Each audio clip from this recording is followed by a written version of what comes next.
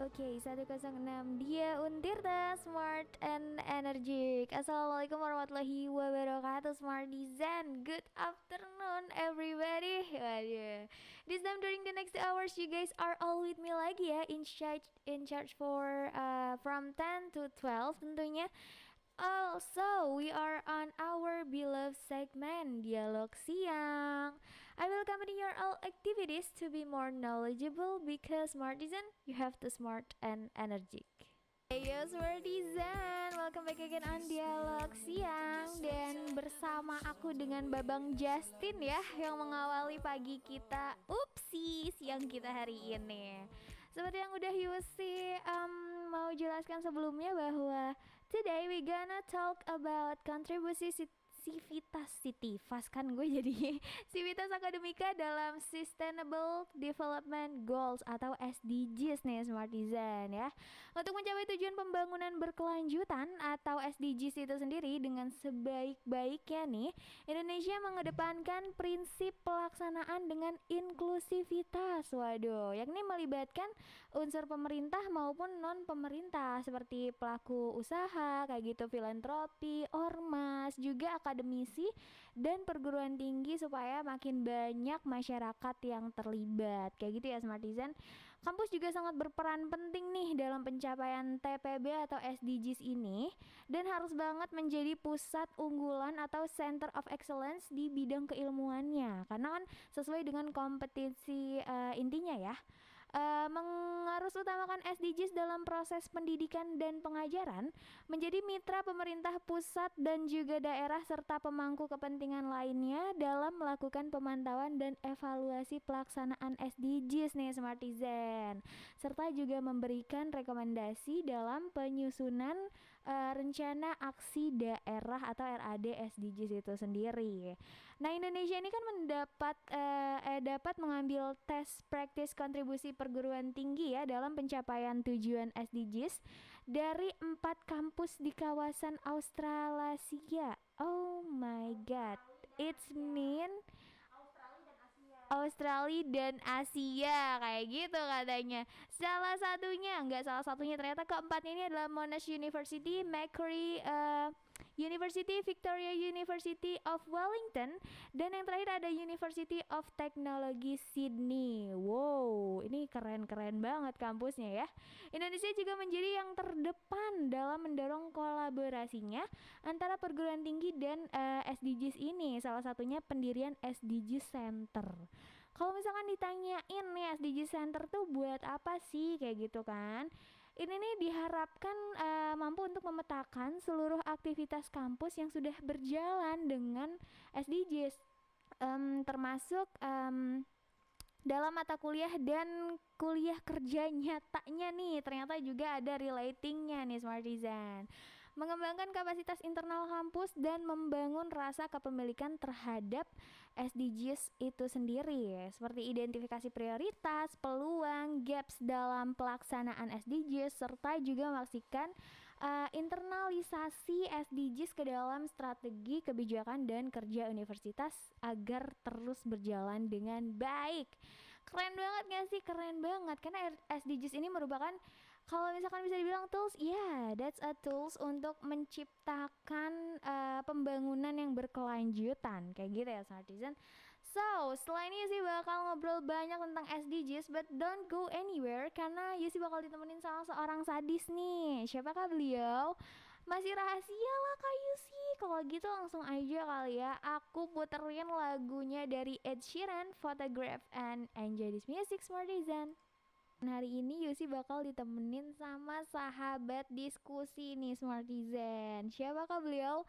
Beliau adalah seorang dosen Fakultas Hukum ya, yang bernama, Verina Ardi CSHMH. Nih anak hukum banget nih, udah SHMH, nanti S3-nya langsung H lagi. Apa tuh teh kalau misalkan H lagi? Oke, that's it lah pokoknya ya. Kalau gitu kita langsung aja flip kameranya biar Smartizen semua di luar sana juga bisa ngeliat nih kecantikan si Teh Verina ini ya kan. Kita langsung flip kameranya dan say hello buat Teh Verina. Halo Teh Verina, selamat Halo, selamat siang. siang, Aduh, teman-teman Smartizen ya. Smartizen betul Iya. banget. Apa kabar Teh? Baik, alhamdulillah. Sudah lupa belum perjalanan ke sini? Enggak sih, deket banget soalnya. Oh deket banget. Di mana nih rumahnya kalau boleh tahu? Di Komplek Untirta, Oh ya Allah, kebetulan deket banget ya. bener-bener tinggal ngelangkah itu mah ya, tinggal nengok kayaknya gitu ya. Kayak gitu, aku kira udah lupa perjalanan ke sini, ternyata tetanggaan say. Oke Teh, sesuai sama perjanjian aku dan Smartizen ya tadi di opening sih sebenarnya, bahwa hari ini kita bakal membahas tentang kontribusi sivitas akademikanya di dalam Sustainable Development Goals atau SDGs ini Iya. sendiri nih Teh. Kalau misalkan Teteh sebagai dosen hukum nih ya, Mm-mm. boleh kali kasih tahu kita semua sebagai masyarakat awam lah ya istilahnya tentang SDGs ini. Sebenarnya apa sih SDGs itu Teh? Oke, jadi Mhm, SDGs atau Sustainable Development Goals ini sebenarnya mhm, kalau di bahasa Indonesia ini ya, mhm. jadi pembangunan berkelanjutan. Pembangunan Di mana si berkelanjutan. SDGs ini Mhm. dicetuskannya tahun 2015. Oh 2015 ya, Iya, baru banget ya. jadi dia sebenarnya udah berjalan berapa tahun nih? 6 tahun berarti 6 sekitar sekarang. 6 Heeh. tahun. Udah Ha-ha. berjalan 6 tahun. Nanti dia targetnya Mhm. untuk 15 tahun ya. Jadi 2015 sampai Oke, 2030 gitu. Yang oke. mencetuskan, yang menyusun itu adalah United Nation atau PBB Oh, gitu. I see.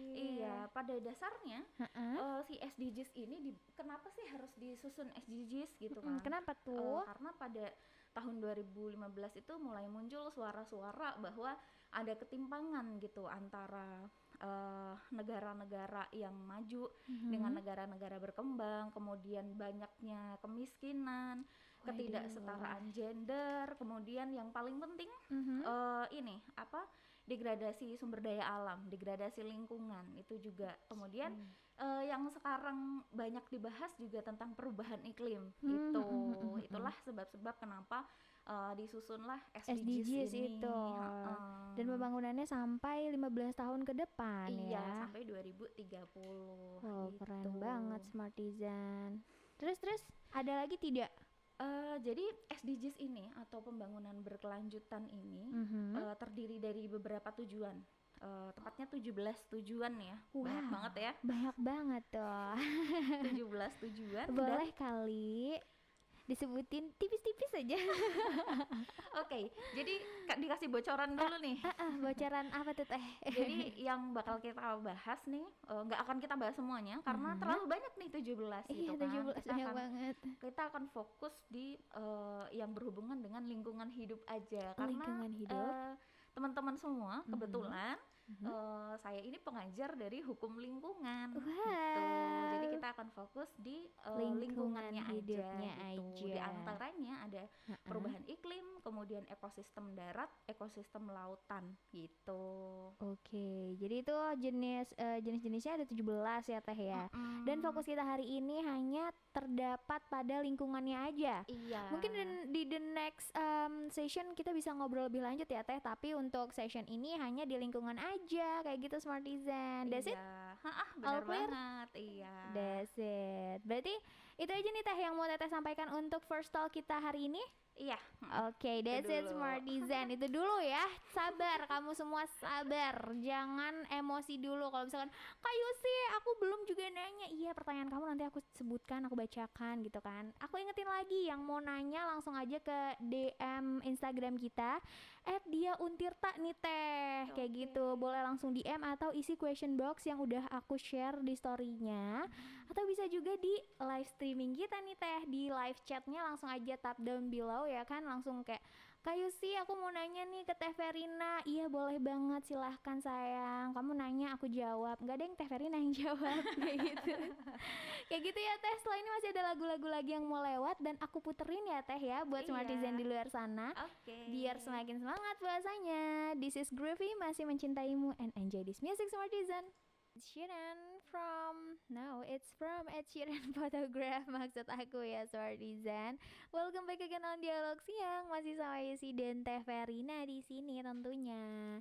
kita lanjut bahas kali ya tentang SDGs ini karena masih banyak banget pertanyaan UC yang tadi tuh masih 2 ternyata ya, second talk, dan sekarang kita sudah masuk ke third talk section nih Smartisan. Kalau gitu kita langsung aja flip lagi kameranya dan say hello lagi. Upsi, ternyata sudah terflip. Langsung aja halo lagi Teh Verina. Halo teman-teman semua. Halo, boleh kali dadah-dadah ke Smartizen cu. Aduh, cantik banget. Nggak kuat deh saya. Oke Teh, tadi kan kita sudah membahas tentang fokus kita hari ini lebih ke lingkungan ya Teh ya. Iya, benar banget. Ada beberapa poin yang Teteh highlight tadi bahwa SDGs yang kita bicarakan itu ada di SDGs nomor 6, 11, 12, 13, 14, 15. Masya Iya. Allah, banyak juga nih. Dan juga yang paling tadi tuh yang paling banyak dibicarakan adalah perubahan iklimnya kayak gitu hingga bisa menyebabkan banjir kayak gitu kan. Terus juga iceberg yang meleleh. Ya bener dong ya. Meleleh, iya. Meleleh sampai memenuhi lautan kayak gitu kan Smartisan.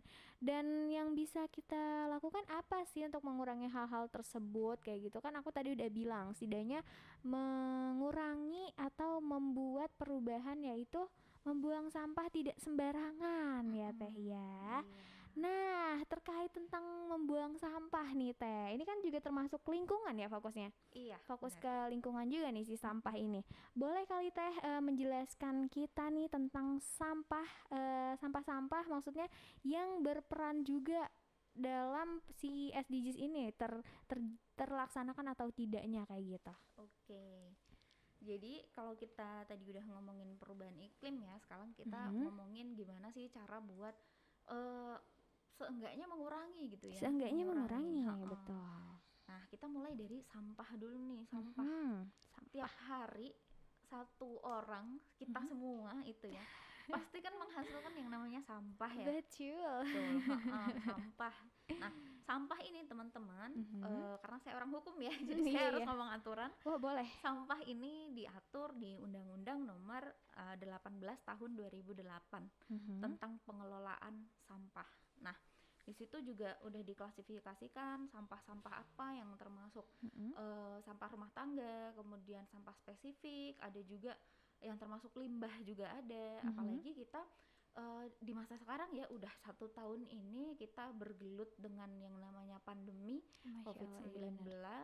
Mau nggak mau, sadar nggak sadar, ternyata ada penelitian yang memaparkan bahwa dari 1 tahun yang lalu ternyata ada peningkatan jumlah timbulan sampah, terutama sampah plastik. Wah. Kita fokus lagi ya dari sampah kita ke sampah plastik. Boleh. Jadi Peningkatan. awal pandemi kemarin kan sempat ada tuh di rumah aja gitu kan. Di rumah aja kita kerja, sekolah, kuliah, ibadah itu semuanya dilakukan dari rumah. Dari rumah. Kebutuhan harus tetap dipenuhi dong ya. Betul. Kita pemenuhi kebutuhan itu mau dari mana? Kalau nggak dari banyak kan sekarang yang udah pakai apa namanya jasa ojek online buat nganter barang, nganter makanan. Terus online shop gitu kan online udah shop. banyak. Nah, kita ambil contoh dari ini aja deh, dari ojek online aja. Kita delivery nih makanan sehari ya, ada yang 1 kali, ada yang 2 kali gitu ya. Nah, dari setiap delivery itu adakah yang nggak pakai kantong plastik, teman-teman? Waduh, pertanyaan yang sulit banget dijawab.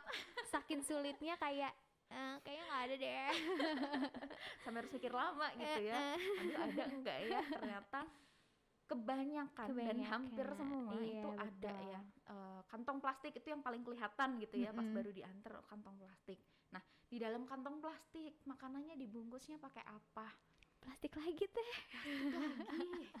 Iya, banyak juga yang pakai styrofoam. Iya, styrofoam bener. Nah, mau makannya pakai apa? Biasanya udah dilengkapin kan di dalamnya Sendok pakai plastik. benar.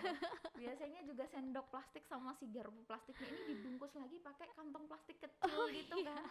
Itu bayangkan sudah berapa banyak sampah yang kita hasilkan dari 1 kali makan. 1 kali order ya Teh. 1 kali order. Belum lagi kalau kita order minumnya. Minumnya tempatnya biasanya kan pakai ada memang yang udah pakai gelas kertas gitu ya. Itu tapi masih Tapi banyak juga yang tapi pakai. tidak banyak yang mau kayak gelas kertas pun gitu Bener, kan. bener. Masih gelas Si plastik. Iya, si kertas itu pun dilapisi juga pakai plastik kan. Iya. Kalau enggak bocor dong gitu kan. Itu belum lagi Heeh. dari si cup maupun cup plastik maupun cup yang karton itu biasanya kan dilengkapi juga sama yang namanya sedotan. Sedotan, Itu. betul. Nah, itu satu kali order ya. Belum kalau di hari yang sama misalnya kita belanja online. Barang datang di kita, dibungkus lah itu kan biasanya. Iya memang biasanya dibungkusnya kardus gitu ya, tapi Kardus. di Dalamnya bubble wrap. ya bener banget. Tukang belanja online. Udah berpengalaman ya. Iya. Jadi saya pernah nih, Aduh. saya mengalami sendiri, Mbak Yusi dan teman-teman Smartizen. Jadi saya order waktu itu gelas mug gitu kan, mug cereal mug gitu kan. Kelihatan lucu gitu kan. Mau beli di sini juga karena saya baru di sini, saya belum tahu mau beli yang barang-barang ini tuh Di mana?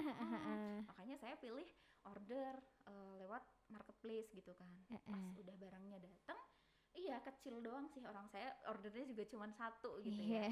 Udah datang, tapi pas dibuka jeng-jeng, satu gelas itu dilapisin bubble wrap 4-5 lapis lah. Bayangkan, numpuk amat itu ya. Buat apa? Kalau mau saya simpen juga mau buat apa?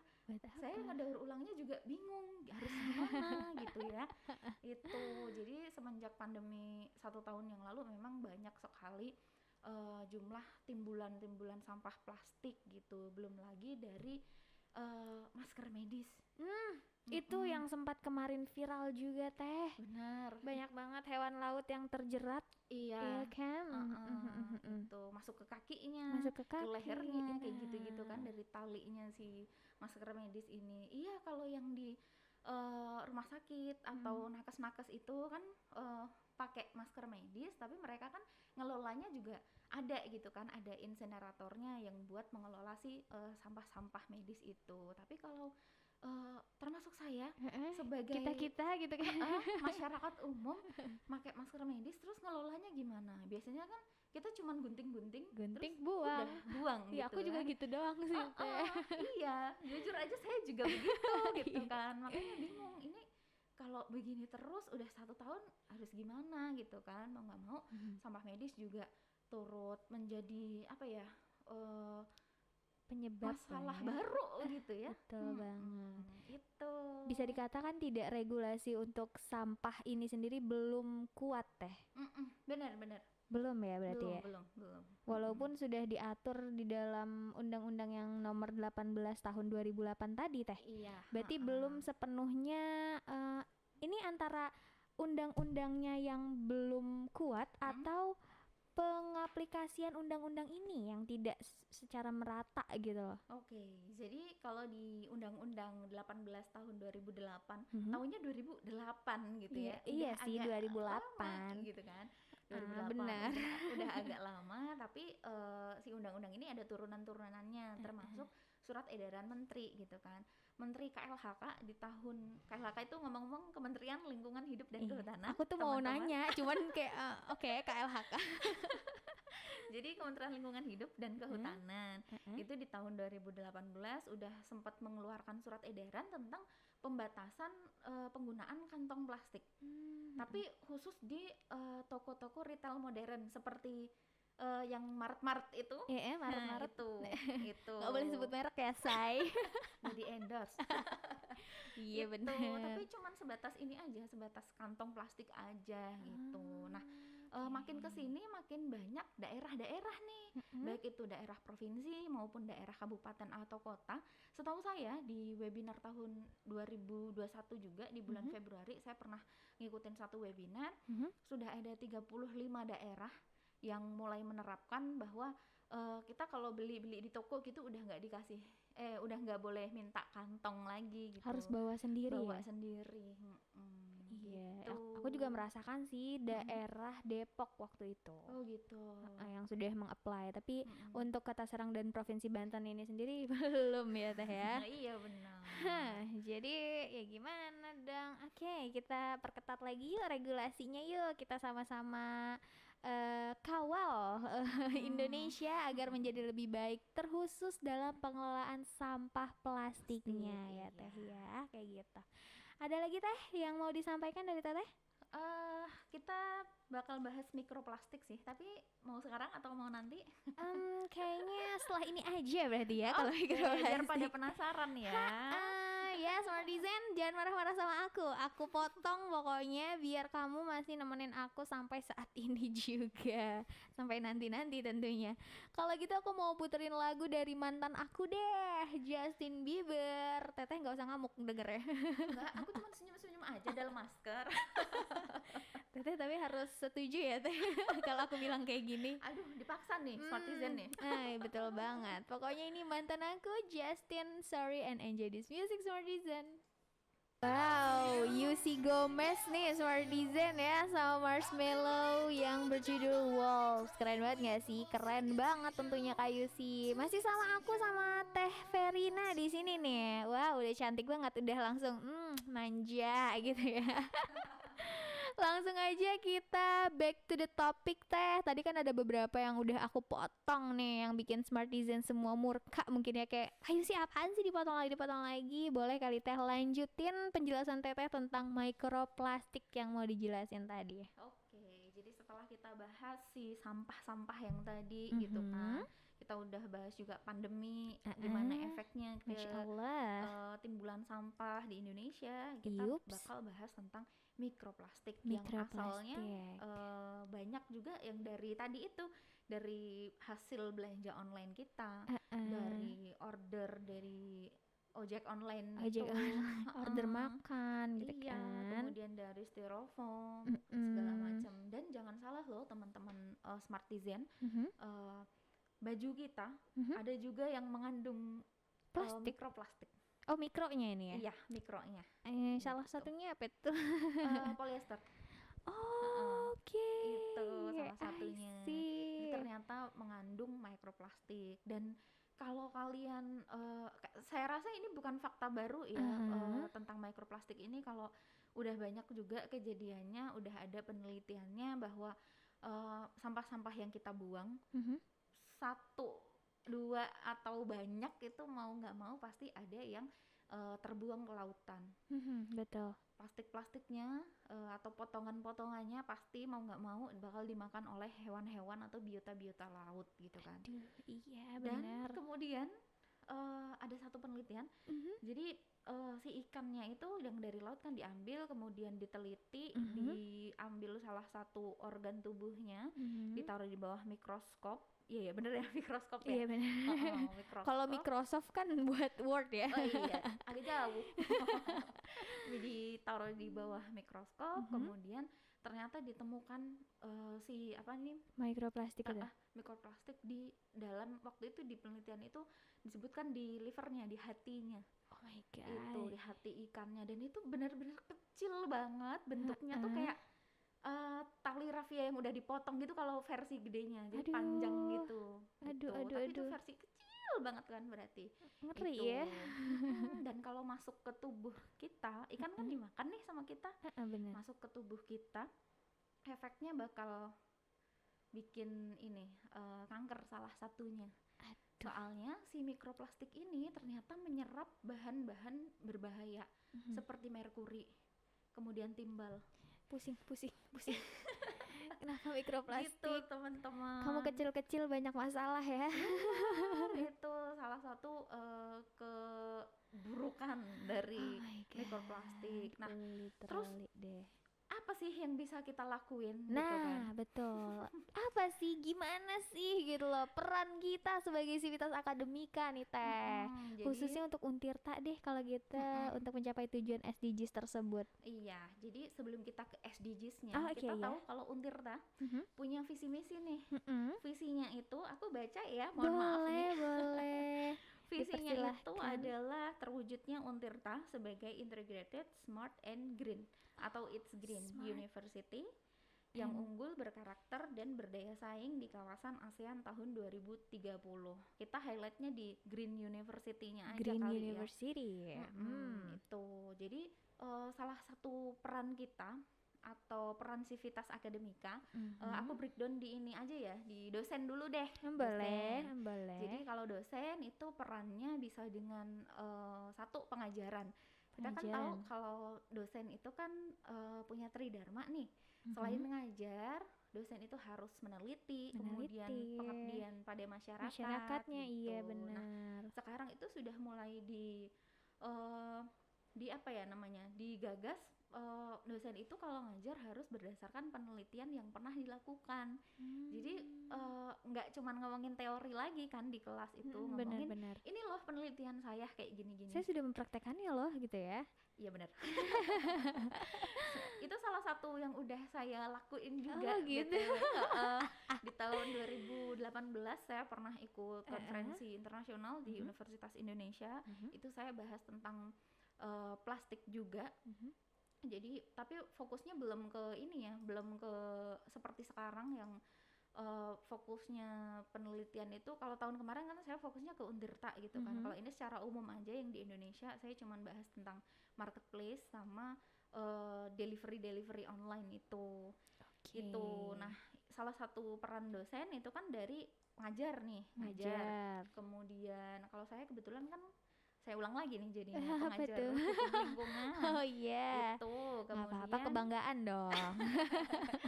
Gitu. Terus dari hasil penelitian itu harus dipublikasi. Jadi kan orang-orang bisa baca ya di artikel jurnal atau di koran, majalah dan sebagainya. Dan yang terakhir, pengabdian kepada masyarakat.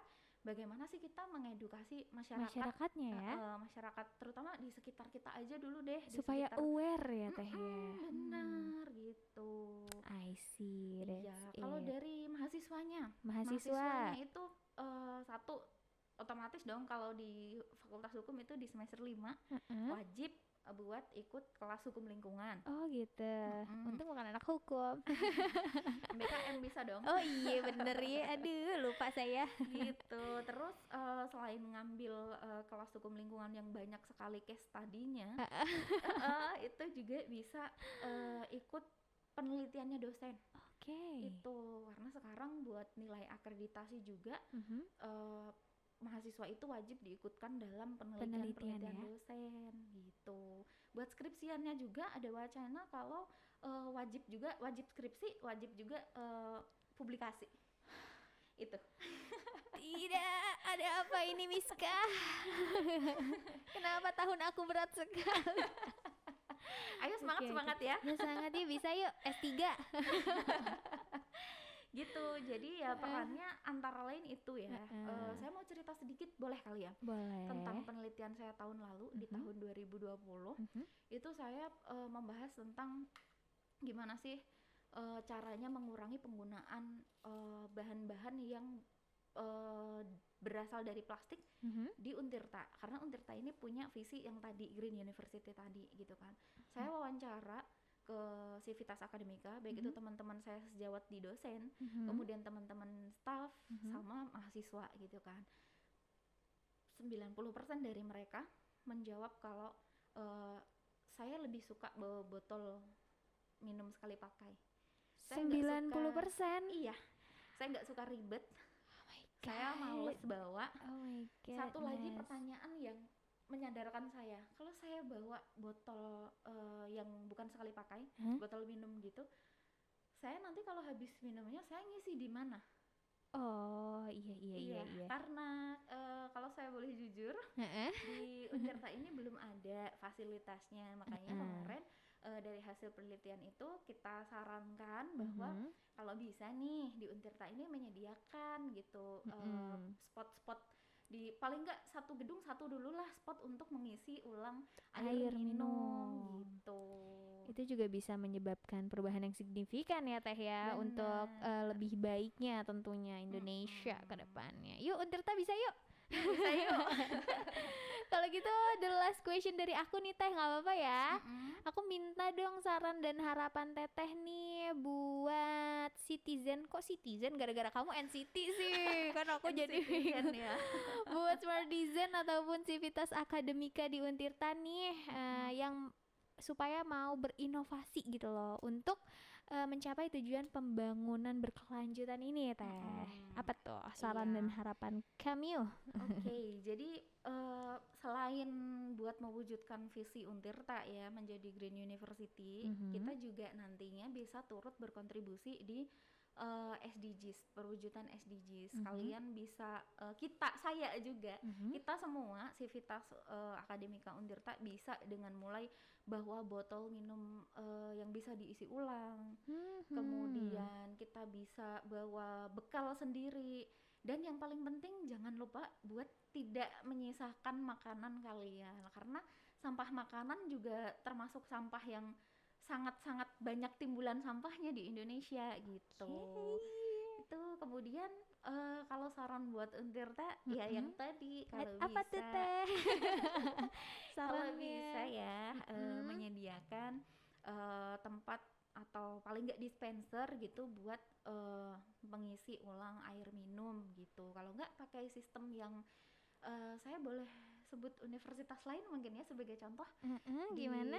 di Universitas Indonesia, Mhm. kemudian di Universitas 11 Maret di Mhm. Surakarta itu juga sudah ada sistem pengisian ulang air minum itu pakai kayak air keran Keran, gitu loh. iya iya iya. Apa itu namanya saya lupa gitu. Air keran aku lihatnya emang kayak air keran sih. Iya, kita sebagai orang awam taunya kayak yang kayak air keran Iya, itulah itu. Jadi bener. nggak usah repot-repot ngisi galon kayak Heeh. gitu. Mungkin bisa ya dari yang bidangnya teknologi gitu, mungkin bisa Heeh. buat bikin inovasi ini gitu Insya aja Allah sih. disampaikan sama aku nanti Teh kalau kita sudah punya waktunya ya. Oke. Oke Teh, thank you banget. It's almost 12 o'clock, which means Mm-mm. Yusi harus banget mengucapkan goodbye buat Teteh. Nggak apa ya Teh? Oke. Thank you banget Teteh udah temenin aku selama 2 jam ini. Iya, terima kasih Mbak Iya, Yusi dan teman-teman Smartizen semua. tentu dong. Semoga Teteh sukses terus ya. Amin, Sehat terima terus dan jangan kasih. lupa bahagia. Oke? Siap. Oke, see you Teh. Wassalamualaikum warahmatullahi wabarakatuh. Waalaikumsalam. Oke, Teh Verina ya, selaku dosen hukum khususnya di hukum lingkungan nih. Waduh, that's why relating banget sama topik kita hari ini ya. Setelah ini masih ada lagu-lagu lagi yang mau lewat 8 menit terakhir sama Yusi. Jangan kemana-mana karena aku ditinggalin sama Teh Verina.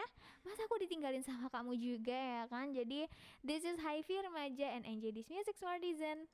Oke Smartizen, sudah pukul 12.02 ya ternyata, which means Yusi harus banget langsung review ulang tentang apa aja yang udah kita bicarakan selama 2 jam ke belakang tadi sama Teh Verina. Keren banget kan? Jadi tadi kita sudah membahas tentang peran penting Civitas Akademika ya terhadap pembangunan berkelanjutan atau SDGs kayak gitu ya Smartizen. Kalau misalkan ditanyain SDGs itu apa sih? Ya, kalau misalkan di bahasa Indonesia kan ya pembangunan berkelanjutan itu untuk mencapai tidak adanya, maksudnya sebaik-baiknya Indonesia yang mengedepankan prinsip pelaksanaan dengan inklusivitas gitu kan. Nah, Smartizen semua tahu gak sih kalau misalkan Smartizen semua di luar sana pasti udah tahu lah ya SDGs itu ada 17 poin penting yang harus di highlight kayak gitu kan.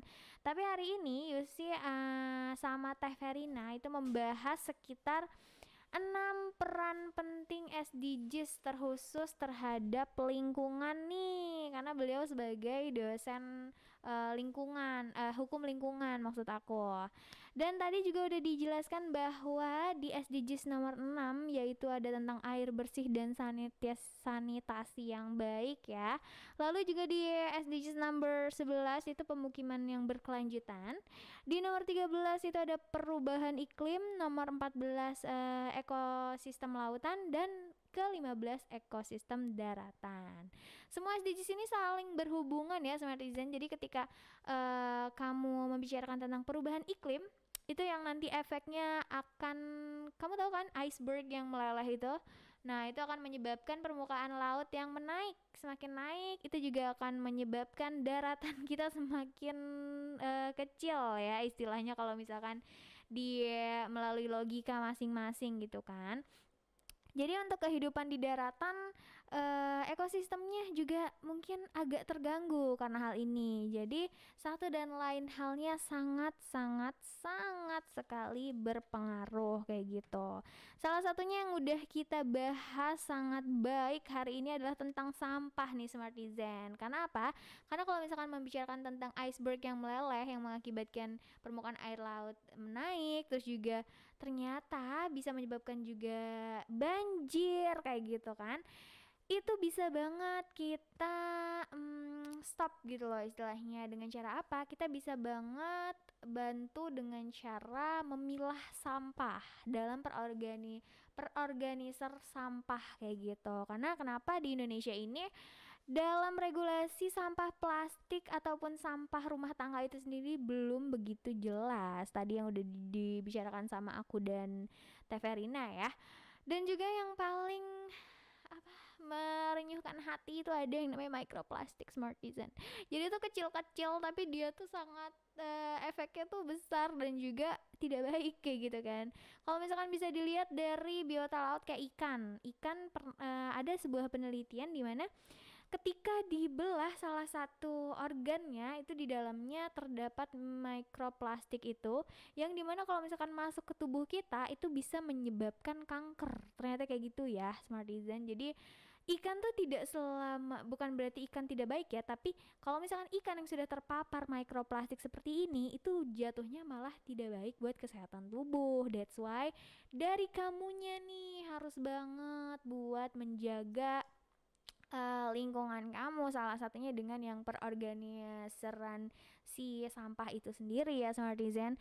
That's all dari aku dan juga Teh Verina. Sorry banget kalau misalkan Yusi banyak salah kata sama kamu, banyak slip of the tongue of today ya kan. Tapi ya udah lah ya, namanya juga masih puasa hari ke-8 nih. Lagi zaman-zamannya nih jam 12 siang ini ya, Masya Allah. Kalau gitu tetap semangat semua Smartizen di luar sana. Jangan lupa tonton aku terus di jam yang sama ya. Besok ada lagi di jam 10. No.